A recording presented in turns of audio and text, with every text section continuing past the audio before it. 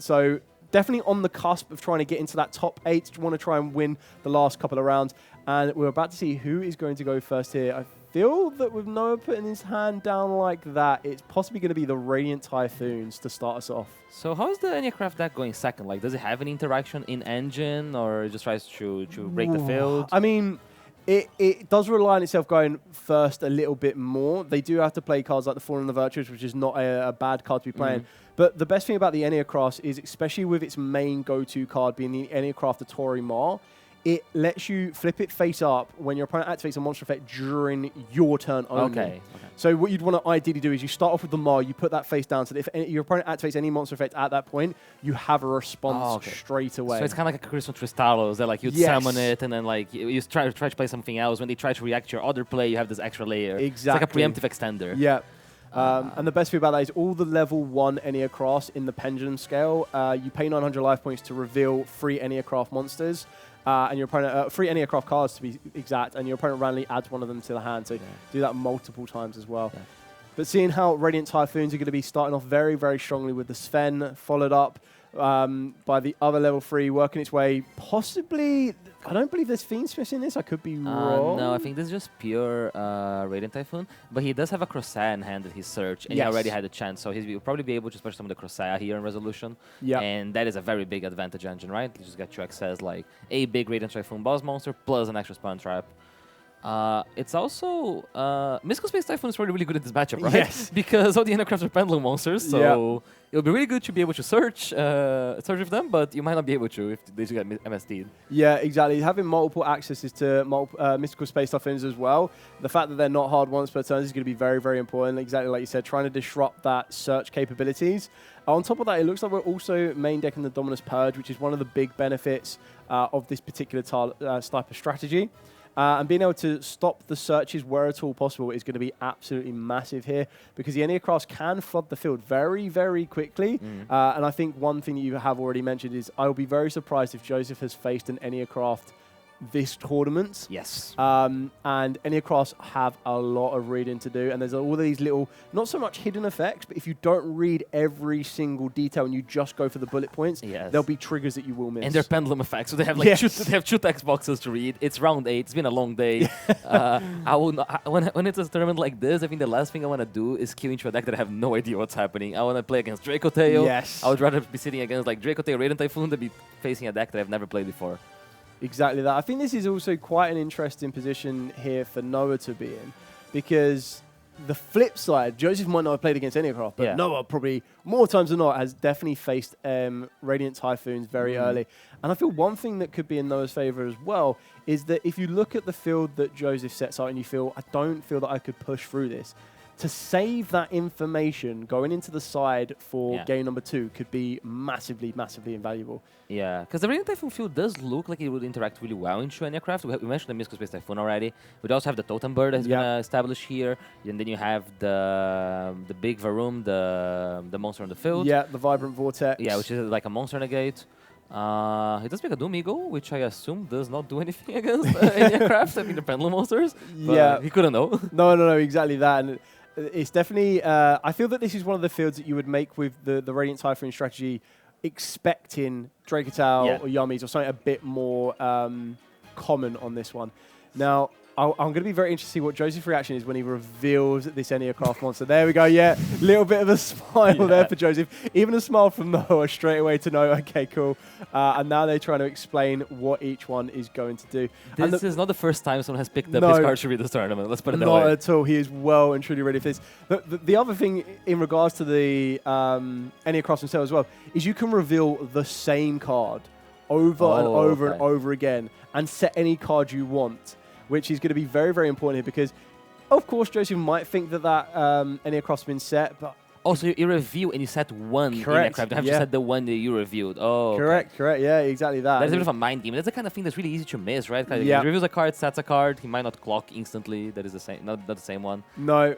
So straight away, we've got 3 set on the field, which is pretty crazy. We're now going to activate the spell card of Release, which is going to put a Enneacraft Pendulum monster from the deck up into the Pendulum Zone face up. So straight away, you're getting another way to search. You can also banish it from the graveyard to add an Enneacraft monster from the extra deck back to the hand. So that's how they recycle their resource, because it's a pendulum deck that doesn't pendulum summon. It makes sense. So the extra deck's kind of like an extra zone and release a lot that you get. But you can't use it the turn it's sent there. And we've got Mystical Space Typhoon, and this is Pexia.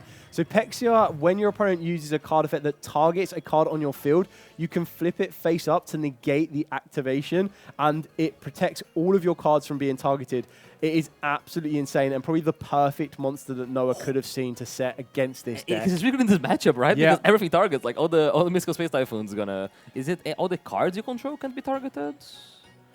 Yeah. So when your opponent activates any card or effect, I believe face up from face down, negate the effect, and you get to banish a random card from your opponent's hand. The reveal card is, you can reveal this card in hand, special on the rest of them as well. Yeah. And then your opponent cannot target any card on your field, in the field in general, not just Noah's, his own. So we can't even use Mystical Space Typhoon to destroy his own cards. It's also really relevant because he can't use it to negate like a non-Radiant Typhoon spell trap, right? Because he does have the mandate, which as we all know makes MST negate, but he can't target it. I don't know if he has a good way of interacting with this. Yes, this is kind of like the most premium Opium that Noah could have had, because not only did he have the Pexia for the target, he also had the Atari Mar, which is going to put that Totem Bird face down defense if it resolves. And the best thing about this is, as you continue to resolve, one of the cards you can actually search is your Enneacraft Reverse, which will allow you to put your Scales or all face-up Enneacraft back into the deck and you draw fresh cards. You also have ways of being able to get them from the field back to your hand. So you just get to reveal and go again. Yeah. And one thing that a lot of people forget or overlook with the Enneacraft is that their effects to flip themselves up in the gate are not hard once per turn. So if you have multiple copies of the same one, you can still keep spamming. It's really interesting because from Joseph's position, he might be instantly like, okay, I have Mystical Space Typhoons, I'm going to be able to do it, and then your opponent sets a card. You haven't even seen the card revealed because he revealed a different one to set that one. And then suddenly you're like, oh, all my interrupts are dead. Yeah. Like, I've been Miscellaneousaurus basically for the turn. But he does manage to... he didn't use MST, sorry. He's reading the card. I thought he was targeting it with Mystical Space Typhoon. Yeah. Is there a way for the Enneacraft deck to, like, have a game shot?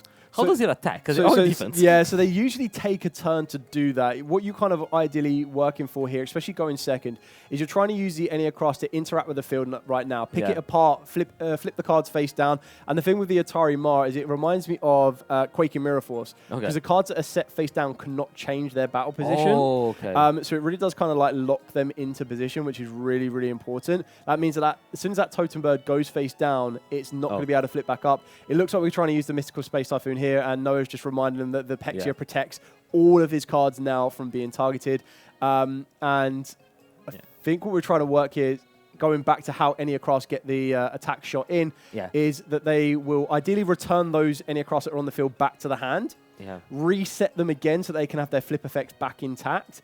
And then as it comes back to Noah's turn, so his second turn of the duel, he'll be able to either flip those monsters back face up, or they would already be face up, and then move them to attack. Because the Enneacraft monsters themselves are actually the big levels anyway, are very, very strong. That makes sense. That's a really interesting way of doing a game shot. And now you can see the Quick Mirror Force type of fact, right, where he's flipping. It's interesting because when you're in Joseph's position, right, you're queuing into a deck they're not really familiar in. He chose to allow the first card to resolve, the first spell card, his mandate, the first spell card that he used. To reveal, so we started off by revealing a release, sorry. Oh, the release, Release, yeah. Sometimes when you're against an unfamiliar deck, I feel like it kind of can benefit you to just negate the first thing and like try to make sure that he doesn't get going. Yeah. The Totem Bird didn't actually get to negate anything. Correct. Yeah, I feel that it's one of them ones that's a bit of an unknown, because by the time we got to, so Noah just did the very, very good thing of revealing the same Enneacraft monster in the hand. Yeah. So as he was doing that, revealing just trying to get the exact one, the Alzone IA. Starting off by revealing that, like you said, Joseph might not know the Enneacraft strategy at all, so he has no idea what type of face-down monsters are entering this field of play. So once we got to that position there, it was kind of one of the ones was, okay, well, you're just setting a monster in front of me. That's not very threatening to what you're trying to do. And yeah, it's kind of put Joseph in a bit of a predicament of what we're going for here.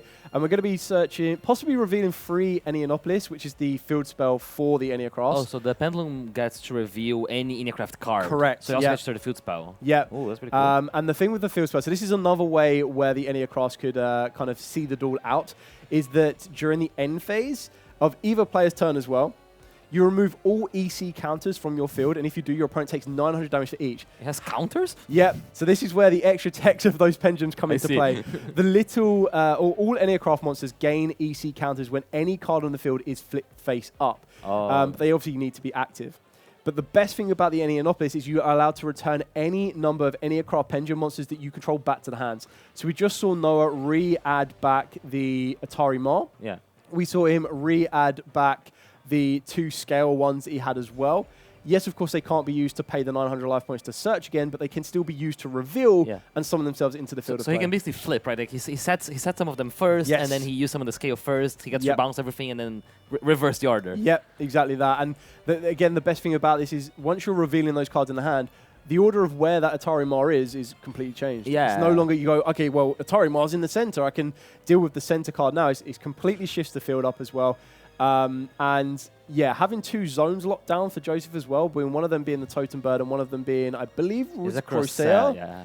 Really does lock them into positions now. And as long as Joseph remembers that they can't change their battle positions, he might be able to navigate around a little bit. But right now, having those zones locked down does make it a little bit awkward for Joseph to try and navigate through this as well. Yeah, it's interesting from Joseph's point of view because he does feel like he's like behind board position here.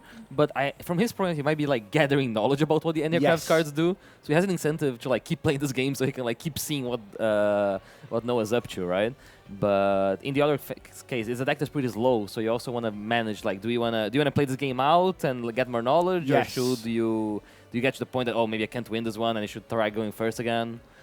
But it's interesting because he gets to Reverf now, right? So Reverf is going to shuffle any number of Enneacraft monster cards from the hand and face on the field. So now that we've used all of the level 1s, we've done all of the searching, he doesn't feel like he wants to be revealing to get any more of the stronger Enneacrafts onto the field of play. They go back into the deck. You get to draw an equal amount of cards that you've just put back, which in this case is going to be 4 cards. And you're ideally looking to get some of your single pieces. But unfortunately, it does look like we ended up drawing cards like Reverf, which you can't use again. I think we do have a Fallen and a Virtuous that may be there. Yeah. And I think this is quite important to deal with that Doom Eagle. Or maybe, yeah, I would go for the Doom Eagle here. Because with 2 zones locked, nothing is really threatening right now. That's right. Joseph could have chained the Doom Eagle on the Albion, right? He would be able to banish the Albion. Or does it protect the graveyard as well? I think it's cards in the field or graveyard. Oh, field or graveyard. That's really cool. So he can even chain the Doom Eagle. Yep. So he's guaranteed a copy of Fallen Virtues for next turn. Yeah. That is really cool. This is where it gets very, very impressive from Noah. And there's a reason that they're currently 5-2 here in round number 8. Yeah. Resolving the Albion, we're going to get a Fallen the Virtuous. So that is going to check either the trap card right now on the Radiant side of the field or just any face-up monster that enters the field of play from Joseph. Yeah. But I feel you're right. I feel when you're looking at the clock and there's 37 minutes on the clock, maybe this is just a reconnaissance duel. Yeah. Get as much information as possible. Know, okay, I'm not going to fall victim to the Pex here again. I know what all of the Enneacraft spells want to try and achieve and how they want to do it, and then kind of strategize again that when you get to enter the your side deck, you can kind of maximize your chances against it. Yeah. It's really interesting because Enneacraft doesn't look to be one of those decks that like it wins the game by like putting game on board or making like it doesn't have a floodgate here or anything. So from Joseph's position, he just has a bunch of set monsters. He doesn't know what he does. Yeah. So it can be 3 vanilla monsters or it can be 3 floodgates that are set. He has no idea. And that's a terrifying thought. Yeah, the fact it could be absolutely anything. It kind of, a surprise for anyone that wants to go into it. It reminds me of how flip decks really are. Like that you kind of attack into a set card you don't worry about, and then the flip effect itself is like a surprise kind of. That's what you want them to do, which is very, very good. So quite important here. I think the not being able to target is quite damaging for Joseph here. That Mystical Space Typhoon is kind of locked itself as well. It can't do anything. Yeah, he can't activate the card, and without activating the card, he can't trigger things like Corsair, trigger things like Megala. So he can still special summon them because he has a Mystical Space Typhoon in the graveyard, I believe. I believe so, yes. Because that looked like a special summon of the Adam, I think, but I think he used one at the start of the turn. Yeah. But we're going to be seeing here him trying to get back with the Radiant Typhoon engine. Does he play Zeus? I wonder if he can get maybe to resolve a Zeus in this game state. Zeus would be very, very good here. Usually Radiant Typhoon tends to play it. I think the one thing that is quite interesting, or I'm benefact for Noah is he still has the reverse graveyard, so it doesn't look like there's any Zeus in that extra deck there. Yeah. It's also, when you look through the rest of the deck, you kind of need a Forbidden Droplet because it even turns off the Fallen and the Virtuous targeted ability as well. The whole deck targets, there's not a lot of faults. Maybe working our way to Sheena? Is that probably like going to be our best option to try and pick this field back apart? Yeah, but is there an Enneacraft that says that your cards can be destroyed? There is another one that will. See, it makes sense. Like, I don't know them, but it would make complete sense to exist one if there's one that doesn't let them be targeted. Yeah, Enneacraft kind of tick every box of protection right now. I think the only thing that it can't really battle against is cards like Evenly Matched, but that might be something we see in Blazing Dominion coming out very, very soon. And there are 3 brand new cards for the Enneacraft strategy in there, and trust me, they really do change the way this deck wants to play. And it looks like Joseph is trying to work his way into getting a bit more field presence here and definitely upgrade the strength for some of his monsters. But this is where the reverse is going to come into play, and I would not be surprised if we see the Atari Mar being flipped up here. Yeah. And that is going to lock down Joseph's entire field. All 5 monster zones will be locked down and unable to be used. This is basically like the Kashtira with Shangri-La. Yeah. It's actual monster set, so they're not zone blocks. They're just monsters sitting there. You can't move them. Yeah, there we go. There this goes is so terrifying. Yeah.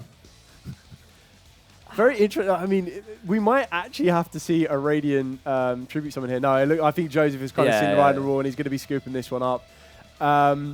Yeah. Ain't blame for it. But I think you still have to go first for Joseph. Oh, and we see it straight up. Straight away. And a Solemn Luna. And true Rustfair modes. Okay. That's a card you never want to draw true, I feel. No way. Has he made no... He made Noah go first. I mean, wow. To be fair, like that was a great idea right now. I respect that strategy. Yes, no, very, very good. I mean, that's actually worth double in the favor when you consider that there are 2 Rustfair modes in the hand. I believe it was with you. I mentioned this earlier. I was like, I'm waiting for someone to do this because I personally feel that this is not always the perfect strategy. Don't get me wrong on that one, but sometimes catching your opponent out like that. Can be game-changing. Yeah, and I feel that this is something that's really good to do into a deck like Enneacraft. Yes. Because these are Noah probably didn't expect to be sent going first ever. Yeah. Because when you're playing against a deck you don't know, I feel like the most comfortable position is to be like, okay, I'm going to do my thing. I combo uninterrupted once, I'm going to combo uninterrupted again, but now my cards are going to be enough. But Joseph recognizes like, oh, my interruptions might not work well, so let's change it up. Maybe he'll have to side some cards out, as we see. Probably took out some of the going first cards. And your deck going second has a couple ways of breaking. I don't know how many interruptions like the Enneacraft deck gets to put when it goes first. Yeah, so in regards to interactions that the Enneacraft will possibly end on, you're trying to work your way into reverse, which is here, and the reason you do that is it gives you a bit more control over being able to flip the Atari Mar up. Yeah. But I feel the other benefit that Joseph would have had here is I could probably imagine that maybe Perulia came in because Enneacraft want to summon a lot from the hand. That makes sense, yeah. Lava Golem could still be very, very good. Obviously, it'd be a bit of a risk if you don't know what set cards are currently there. You still trade with some of them, right? Yes, like, exactly. Also, maybe you can force him to flip the targeting protection first. Yes. Because he wants to protect his cards from Mystical Space Typhoon, and then you'd Lava Golem it. Yeah, 100% on that one here. It looks like we've revealed the, I believe it's the Ogia or the Proto. I believe it's the Ogia on this one. We've set 2 more Enneacraft monsters. We're going to activate the Enneacraft release on this one. So we're going to get another Enneacraft monster to give us a search for a follow-up. Yeah. But as it currently stands, Noah's gone through, I believe, 2 or 3 of the level 1 Enneacrafts. Mm-hmm. I don't know what type of presence we have here. Like, personally, I feel you want that Atari Mar is going to be your biggest interaction against your opponent during their turn. Yeah, that makes sense, because it's going to book them and it's going to make them stay face down. I guess it's just awkward because for the Radiant Typhoon deck, you need your opponent to have no cards in the spawn trap zone to be able to special summon monsters. So if you actually establish a targeting protection, you have a problem that you can't get rid of the spells and traps because you're going to have the Pendulum Scales. Yeah. That could actually be a very good approach here as well. So maybe like if you just get to set up as many of the targeting protection as possible, right? Because you can flip them multiple times. Yeah, correct. Especially when you probably at this moment in time, now that you know you're going second, you probably expect more field breakers to be utilized. Yeah. Forbidden Droplet becomes a bit more premium. We also saw that there is another brand new card in Joseph's side deck being Illusion Gate, which came out in Maze of Muertos. And this will give I mean, it could be interactive with quite a bit, but it allows Joseph to destroy all monsters that Noah controls. And that's one thing, if you don't preemptively read that and set yourself up by being able to get your other Enneacraft monsters on the field, the one that will allow you to protect from destruction, it can be a massive, massive game swing here. Yeah, that makes sense. I think Joseph is feeling pretty comfortable with his decision. Like, it doesn't look like there's that many interrupts. Yeah. So, but it's also hard for him because he probably doesn't know a lot of the interrupts. Like, he knows basically the Roma cannon, which is the max. Yeah. But he hasn't seen the other ones other than the targeting protection. So it's interesting to see how he's gonna navigate this. Yeah, I think this could be a big change here. We've got one set card from Noah, which is going to be the Sol and Luna, which is quite good because it acts as a second reverse. Yeah. To be able to trigger reverse, there are some kind of specific requirements that are going to need to be made, and you're relying on your opponent to summon in order to do that.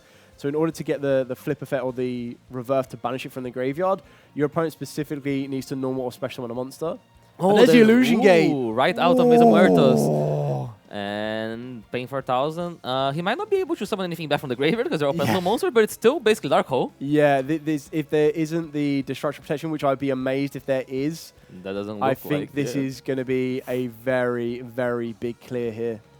When you destroy Pendulum monsters face down, they still go to extra deck, right? Yeah, they'll still go to the extra deck.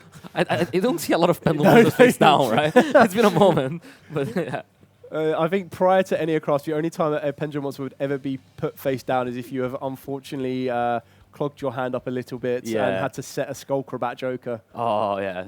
So, but that was a very good value Illusion Gate. And now Joseph should be in the driver's seat because now he did open up the Expulsion Trap Zones from Noah, which is probably going to allow him to, if he has a Radiant Typhoon card here, he gets to go really strong.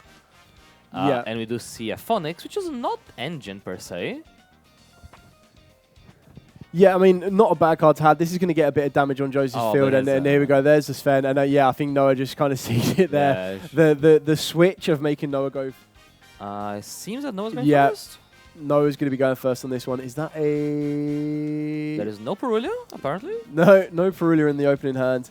Question: do you shotgun Perulia against Enneacraft, or do you wait? Yeah, no. Whoa! Because you can chain, right? You can chain Perulia. Very they don't good normal summon anything. They just sat. Yeah.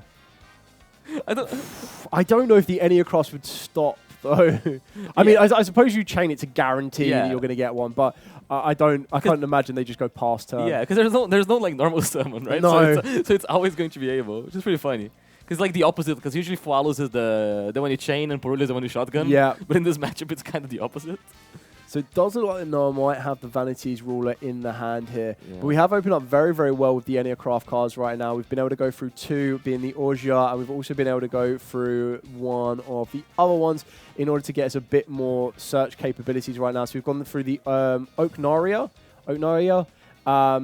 and at this point, it looks like we're revealing the three Pexias. He knows exactly what he wants to be going for. Getting that target protection is massively invaluable. Yeah. It's also, the deck is really consistent, right? Because all the level 1 search like any card, so basically it doesn't really matter which way you start, they get to each other and you kind of get the ball rolling. Yeah, correct. At the base of it, usually you only play 2 of the Orgia, so you're on 9 of the other ones plus, so 11 and then 3 release. You'd be on 14 technical starters or search cards for the Enneacrafts. And we're seeing Noah go through I believe the 3rd one now so far. Yeah. He's gone directly for the Enneanopolis to make sure he gets the resource back to the hand. Constantly keep revealing here.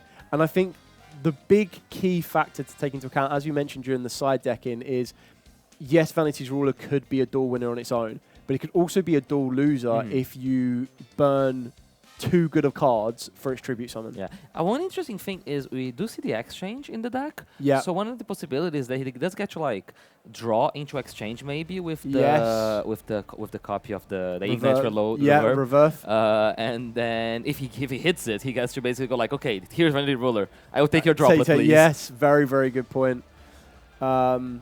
I believe we haven't used the reverse yet. Are we going to reveal 3 reverse here? Is now the time to do it? I think he will always get you it, right? So basically, it's kind of like Malice, where you're going to like, you're paying life points, you're going through all the copies of your monster. You're doing that with your setting monsters. Yeah, exactly that.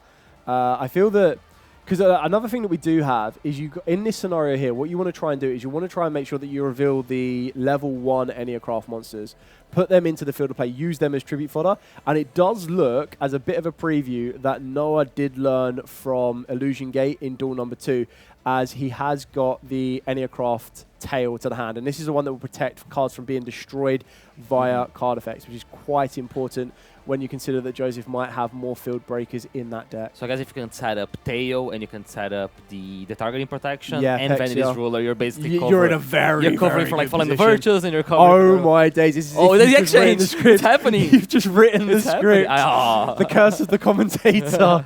Maybe in a good way for Noah here, though.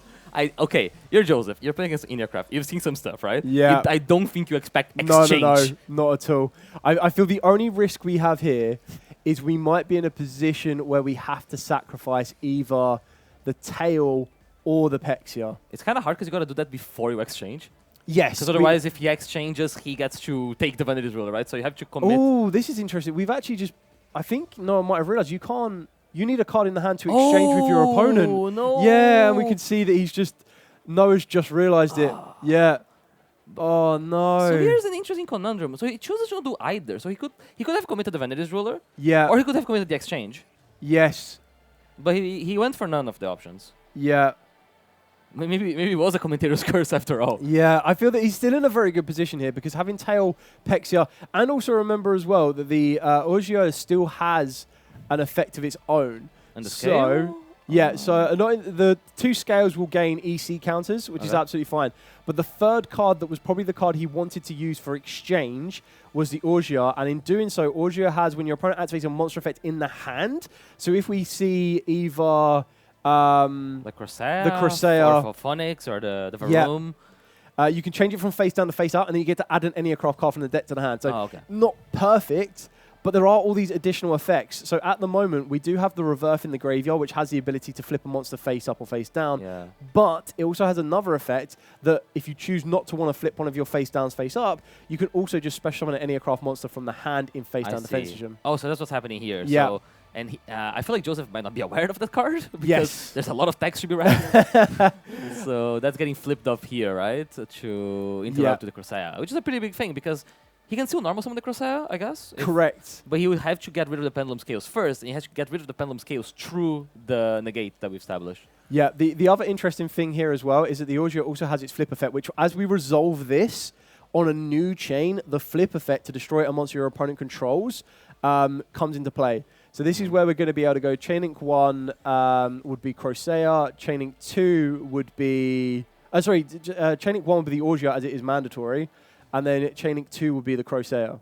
Oh, okay. So it doesn't negate, sorry. Correct. It just destroys. It just destroys. Okay. Crosea would resolve, add in the card that it wants to, and then the Orgia would resolve, destroying the Crosea. I see. But he still... So here from Joseph's position, he still needs a way of getting rid of the targeting protection. That's like the big... Correct, yeah. Because this Mystical Space Typhoon, the moment it gets activated, is going to be met by flipping the Enneacraft monster. 100%. I didn't quite see exactly what monster was added by Noah here. Maybe the Atari Mar, or maybe it is the Atari Mar. Yeah. So this again, like you said, is going to be the second kind of part of the reverse. So if Joseph doesn't or isn't aware of that additional effect of the reverse, we could see the Atari Mar enter the field of play here. It's not going to do a huge amount because the Atari Mar will only negate during your turn. But if it was to be flipped up, it would put all of Joseph's monsters to face down defense position and lock them into position. Yeah. It's also like kind of scary from Joseph's position because you're running short on time and there is a complicated game to like try to clear this board from the Radiant Typhoon point of view, right? You're navigating a lot of unknown things. Correct. So you need to be playing at a reasonable pace, you need to be progressing the game state, but you still want to be aware, so you're trying to gather as much information from the board as possible. Yeah, I think they're just explaining how the Enneacraft and EC counters work right now. So both scales being in play, every time a card is flipped face up. So right now, the Orgia was flipped face up, which means both scales will gain 1 EC counter each. In doing so, during the end phase, the Enneacraft will remove as many EC counters on the field as possible. And then for every counter removed, the opponent will take 900 damage. So at the moment, there is 1,800 amount of damage going to Joseph's life points. Yeah. So I think he was trying to summoning the is that Eldam, but he can't. Sven, yeah. Sven, sorry, but he can't summon Sven because there are the pendulum scales on the field. Correct. Yeah. So and there's no mystical space typhoon in the graveyard yet. Correct. So yeah, it's a complicated game. Yeah, it's a lot of. It looks like I see the trap card, the Radiant Typhoon trap card in the hand there, the mandate. There's the Mystical Space Typhoon targeting the Enneacraft. I would be amazed if we don't see the Pexia being flipped up in response here. Yeah. The question is, does Joseph have something along the lines of a additional targeted effect, or not even a target effect? Sorry, it'd have to be because once it flips face up, that's it. The targeted protection is already in play. It doesn't need to wait to resolve. So we would need something like a Forbidden Crown or a Forbidden Droplet that doesn't target. Yeah, or an Illusion Gate. We probably haven't seen it already if you had it. Yeah, but we've also got the tail still face down. Noah did value the tail. Oh yeah, true, because there's a tail to protect from Illusion Gate. Yeah. The complicated part here, is going to be that he already has a Mystical Space Typhoon, but there is a Forbidden Droplet. I think he's thinking about what to send. I feel like I would send extra cards so I don't have to read that, whatever Enneacraft face up. Yeah, I think this is massive actually. So we're going to send the Mystical Space Typhoon, negating the Pexia, and that means you get to destroy the Enneacraft. Yeah. And now we kind of get the ball rolling because now we have a Mystical Space Typhoon in the graveyard. We get to special summon the Phonics because you activate a quick play spell, and you get to special summon now the Sven on the open game state. Yeah. Curious as to because the Mystical Space Typhoon, which means the tail would have missed its timing because the Mystical Space Typhoon would have tried to destroy as Chainlink 1. I'm almost curious as maybe we might have been better to flip the tail face up to protect the Enneacraft from being destroyed by card effect, because it then puts the position of, do you use Forbidden Droplet then to negate the tail? Yeah. Because you don't need to respect the Illusion Gate anymore, right? Yeah. Like Illusion Gate probably have been the first thing that's going to activate it anyways. Exactly. And if you had Illusion Gate plus Droplets, you don't have many ways of interacting with it. Yeah. So it might have been better, but it's a hard game state for everyone involved here. Yeah. So this is still very important though, because they went back to the apologies. I was going to say if they were returned to the hand, then the secondary effect of the reverse will now come back into play because you would then be able to banish it, summon down the Pexia again, and as soon as something else is used to target, the Pexia flips back up and will have that targeted protection in play. Yeah, so very well recognized from Joseph here. He's learning as he's playing this matchup. Also, the Enneacraft deck pays a lot of life points, right? Yes. So even though they had a lot of monsters in defense, they did get rid of 2 of them, and now is making progress towards like trying to find a game shot. Yeah, I think the overlooking of exchange here might be the biggest game changer. Yeah. I'm not too sure how else you would have done it though, because I still feel that if you had kept the Orgier in the hand and you were to tribute off your tail and your Pexia, just for the vanities, you be in the exact same position. A Forbidden Droplet would have kind of changed the whole outcome of this one. Yeah, maybe you could have like chosen not to commit the field spell. I mean, you still need to commit the field spell to bring the original 2 scales that you placed back to the hand. Yeah, so you don't have a way to. Yeah, it's kind of a tricky situation there. I think you're right. It was one of them ones where maybe it would have been worth the exchange. But it's hard though. No, 100%. I mean, like it would have been worth the exchange, as you mentioned, to give your opponent the vanities, because are they going to be able to, technically they could special down Sven and Eldam and then tribute their own vanities, but at that point you've already got your field. Yeah. And you take their Forbidden Droplets. You already take the out to your Pexia. You take the out to the tail. And you get full hand knowledge. So you get full knowledge of like which way you got to flip your cards. Yeah. And then you give them if they want to summon down the vanities, by all means, you still have the Pexia or the tail. And your guys are big, right? They're not messing around. But it's a hard game. I feel like I was a bit frustrated when the situation happened, because you're like trying to go vanities, exchange. You're like, I can't do that. But Joseph is navigating here. He does have 9 minutes still, and he seems to be resolving his cards. Yeah. So Varum now can place the scale, right? The face up one, because there's no target protection anymore. Correct. Yeah. So everything can now be targeted. So Joseph's definitely going to be in a very good position here. We've only got 2 cards left in Noah's hand, plus the card that he'll draw for turn. We do still have the set card on the field being the Atari Mar. So what Noah currently has is he has the ability that if his opponent was to attack the Atari Mar, the flip effect would then be put into place. Yeah. And putting all of his opponent's monsters face down. But I will be very, very surprised if Joseph does... I mean, there's no guarantee he knows it's Atari Mar either, to be completely honest. I think he's been hurt enough by flip monsters that he wouldn't attack into a set monster in this matchup. Let's put it that way. I don't want to attack this. No, I wouldn't want to be attacking a set monster. There's no way nothing good comes out of that. Varum only targets face-ups, right? I think. Yeah, face-up monsters on the field. An interesting thing he can do here is, if he removes one of the scales, he can place the pendulum monster on the field in the pendulum scale, and it's not treated as a pendulum monster, so he wouldn't be able to activate it in the scale. Yes. And he would lock him off one of the pendulum scales. That'd be interesting. This used to happen a lot in like Snake Eye format, because with Snake Eye's Flamberge Dragon, you'd like target aim like a hand trap, and you'd put it in the pendulum scale to like block a zone. Yeah, that's going to be quite useful. In case he can't find a game shot through the Atari Magnets. Because I don't know how he interacts with a set monster. Because he was wind-locked, because he did Crosshair this turn. Yes. They can't make a Spill Little Knight. Yeah, I think that's where it's going to be the big point here, because again, Sanoa will still have the crackback of, with the Atari Mar's general effect, that if Joseph was to activate a monster effect during his turn, he could flip the Atari Mar up. Going into the Doom... Oh, Doomy will... I mean, Doomy would be strong enough to destroy the Atari Mar. Yeah, but then he gets to set. But I guess he could negate it in the damage stab, right? With the... mandate. Not the mandate, the Varum, the way. Yes, yeah, Vibrant Vortex. Because it negates activations, right? I think. Believe so, yes. Or it doesn't. Okay. Things are happening. 2 or more mystical space stuff in your graveyard. Negative effect. Okay, so you can activate the damage tab. Okay, got it. I mean, it's coming back. Yeah, this is quite interesting. Yeah. I'm trying to think if we do still have, I believe, the release in the graveyard. So the release will allow the Atari Mar to be added back to the hand. And he has both pendulum scales, right? Correct, yes. The pendulum scales can just search twice, like Clifford Scout. Yeah, exactly. So they're going to keep going. So we add the Atari Mar back. We could technically set the Atari Mar so that if our opponent wants to activate any card effects in response to our stuff, the Atari Mar will be able to answer that directly. Yeah. 2 more searches from Noah as well. Are all the scales 0? As in the 0 scale, yeah. There is no pendulum summon. You can't pendulum summon, okay. No, you can write that one straight off. Fair enough. So release is going to add the Atari Mar back. What have we got here? So we've got 2 set along Joseph's Spell and Trap zones. One of them, I would imagine, is a Mystical Space Typhoon. Yeah. I think this is where the Atari Mar reveals itself. I feel you got to start activating them as soon as possible, right? Because once it hits the field, the targeting protection, you're basically stuck. Yeah, I feel I would probably start with the tail here, though.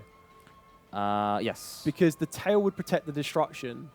And we're just calculating the cards that were flipped face up here. So Atari Mar was flipped face up, so each scale now will have, I believe, 2 counters, EC counters on them. And that's piling up for the damage for the field spell, right? Yeah, so if we can get more counters on this field spell and then activate that field spell, it could be massively, massivily damaging. But Joseph is yet to take any life point damage. Yeah. And it looks like we did start with the tail. He's going to reveal the Atari Mar again. We're going to be setting the Atari Mar.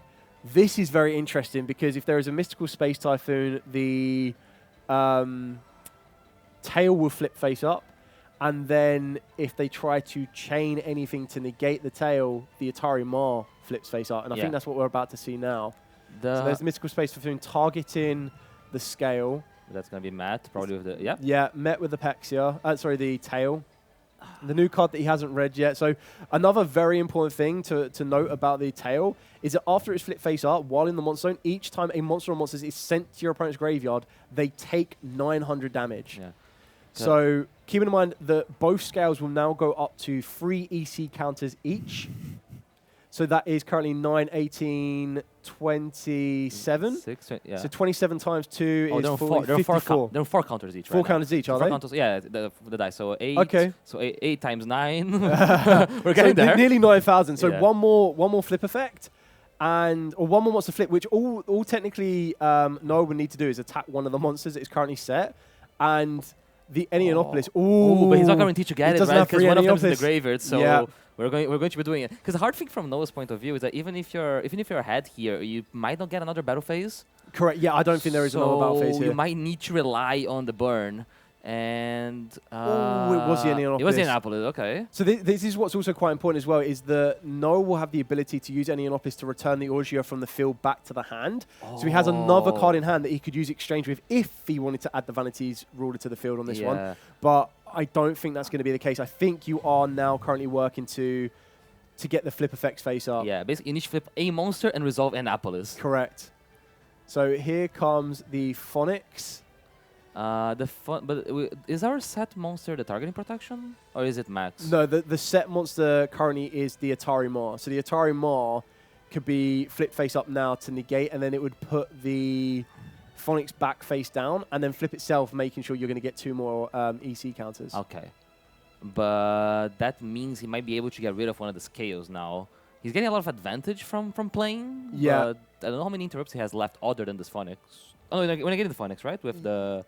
So I would definitely be negating the Phonics here with the Atari Maw. And but if we just gone, have we got chain chain Phonics and chain blocked with the Crossair. Ooh, that's really strong here. I think. Ooh, that's massive. If there is a way to destroy one of them scales, so there's currently 3 minutes left on the clock. Yeah. This is going to be a race to the finish on this one because Noah's got the exchange using the. I wouldn't want to return either on my scales. I think that would be. With the amount of EC counters they currently have, you wouldn't want to do that. So we're returning the Augia. Okay. Normal summoning the Augia. Oh, are you crashing it? Oh, you were crashing so and flip it. Yeah. Wait, is it when any monster is flipped for the EC Any monster is flipped. So when you only flip your opponent's monster. EC counters. Yeah. And I so think against the counters? Yeah, both will get a counter. So they're now going to go to the end. Are they both on 5 counters? Yeah, they're both 5 counters each. That's 10 counters. And in the end phase damage. with Enneacraft. Are we just 2 minutes left on the clock? Yeah. I think they're trying to calculate this now. They're calculating the damage that the Augia has taken. Noah's now going to move to the end phase. Going to be trying to resolve the Enneacraft. He's got it there. Game. Wow. With the Enneacraft bird.